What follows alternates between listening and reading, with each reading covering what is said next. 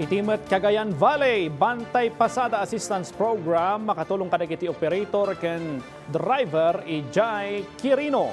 Ken no helmet law, papaertengan ti Isabela PPO. Dagita kenda dumapay nga impormasyon iti nasa rehiyon, iti panagsubsubli ni Dayan Monica Tukay. Iti Quirino, may paayan dagiti operator ken super iti tulong babaan iti I Love Quirino Cares Bantay Pasada Assistance Program ngayon yuswa ti probinsyal a gobyerno. Iti sidong ti programa, makaawat dagiti kwalipikado a benepisyaryo ti diskwento iti tunggal litro a gasolina. May say daytoy a konkretong adang tapno maksayan ti gastos iti panagbiyahe ken nagtalinaed a makabael ti plete para iti publiko. Para kadagiti interesado, mabalin nga agrehistro iti link a makita iti screen.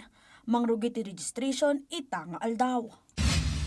Iti tugigaraw, napadayawan ti 78 honest tricycle driver gapo iti panangisubli dagitoy kadagiti nabatbati nga alikaman dagiti pasaheros da.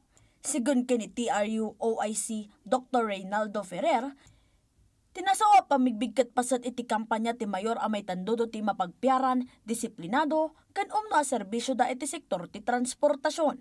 Kabayatan na, agtul-tuloy ti panangisayang kat ti opisina ti seminar ken meetings, saknan iti franchise renewals, anti-colorong operations kadagiti 7,806 nga aktibo at tricycle operators.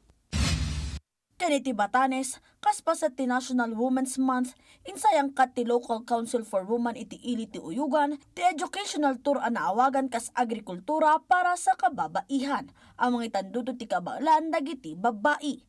Panggap tinasaong aktibidad ang maguyugoy dagiti babae ang may talo ti kabailanda ang makatulong iti industriya ti agrikultura, babaan iti panagmula ti gulay, backyard gardening, ken kanayunan na panakaamuda babaan iti moderno proseso ti panagmula.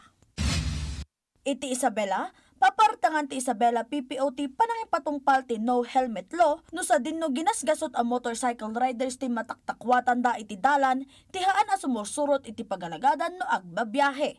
Sigun iti pulisya, manipod Marso 6 aging 12, dumanon iti agrup 2,000 nga individual ti natiliw. Dimanon mat iti 1.1 million pesos ti dagop ti nakolektar a multa kadagitoy.